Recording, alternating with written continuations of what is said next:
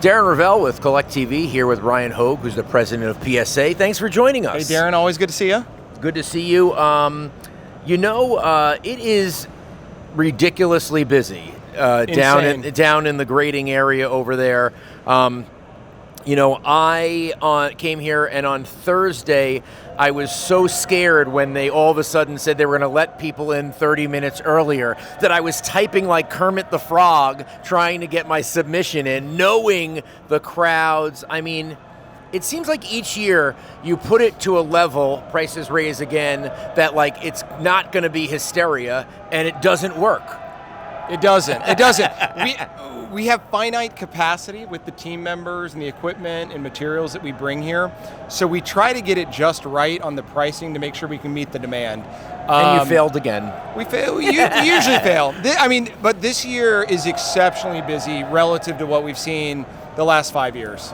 And what are you seeing things differently here than you see in Santa Ana? In other words, like if you're seeing a ton of Pokemon, do you see more people that want this in person now, or is it basically just based on values? People who have something valuable want to take it home with them.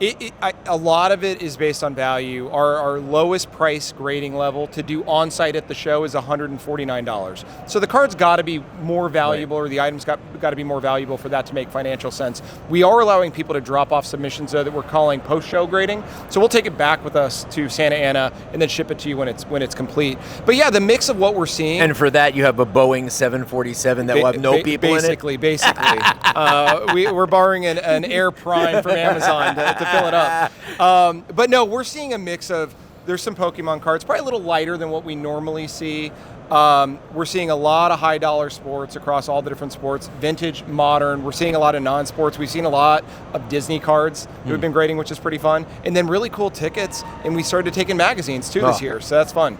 Yeah, I talked to Elizabeth Gruna, and she, basically said a little bit surprised that the percentage of comics to magazines after Comic-Con might be 60-40 comics to magazines, but magazines, man, they are strong. They're very strong. I mean, yeah, almost half the submissions we're getting are magazines. I think people have been waiting for this moment for us to move into that category.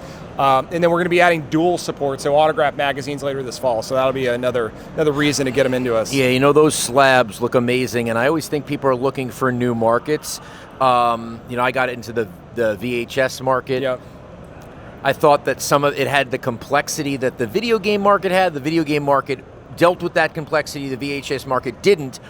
To me, magazines, whether it's newsstand or subscription, it has a simplicity that I think is easier to bet on. It does. Yeah. It does. And they're still making them. There's still supply of new things out there that are interesting and unique. Like we put out our PSA magazines every single month. So you're still seeing those things that people want to chase and collect. Yeah, there's people who are like, oh, I got a 9.9 Caitlin Clark Slam. I'm like, yeah, it came out yesterday. Right, exactly. And I like the conversation you and I have had before about kind of rookie magazines, first appearance of certain people, whether they're in pop culture, politics, or sports. Really cool. It's just another way for people to collect, and I'm excited about it. For me, whenever anyone says, oh, wow, like, wow, look at that, and whatever draws that wow, like, often that's the test of what could become collectible. Totally. So, what other things are you excited about? Well, I think one of the things I pay attention to is the makeup of the crowd. Are we seeing men, women, kids, more veteran collectors, and I like seeing that diversity come through. Still would like to see more women here. Yeah, not a lot of women. Not a lot of women. A lot more women at Comic-Con. I was at San Diego Comic-Con last week, so a lot more in that space. They'll get dressed up, Yeah, too. they will. So that was kind of fun. But yeah, here seeing a lot of kids, which is a great sign. It kind of means that next generation is clamoring to get in and learning about it. And that's one of the things we really pay attention to is how many first-time submitters are we seeing.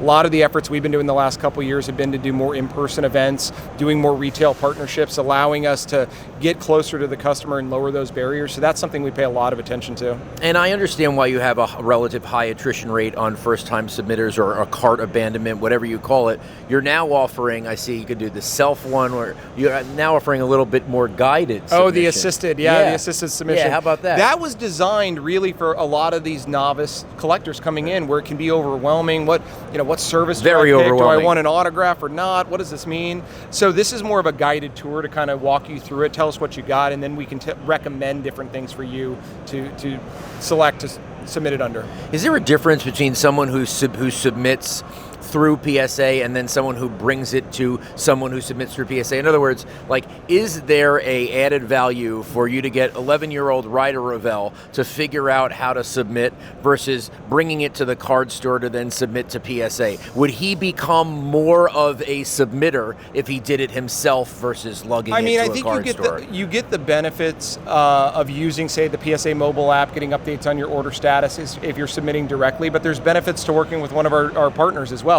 If you want something hassle-free, don't want to mess with it, have somebody else do it all for you, to decide even what's worth grading and what's not, that's a great way to leverage some of those local card shops that are PSA dealers. Let's talk about my beautiful tickets. I'm really proud at where the tickets are these days. I think people are really finding some fun in them. Ability to color a flip as long as it's accurate. What's your thoughts on tickets in the future? Well, I love it. I think it's a fun category. A lot of nuance with it. I think we've done a lot with sports, but I think you can extend it to Hollywood and concerts and lots of other things. I liked it so much that we built a dedicated office for it. Yeah, I saw that in Plano, Texas. In Plano. I was there a couple weeks ago visiting, got to see it. It's fun. It's nice that we have a whole operation that's only for our ticket business now, and I'm excited for the future there. We got a great team, a lot of experts working on it, so it's fun. Ryan Hoge, president of PSA. Thanks so much Thanks, for Darren. joining us.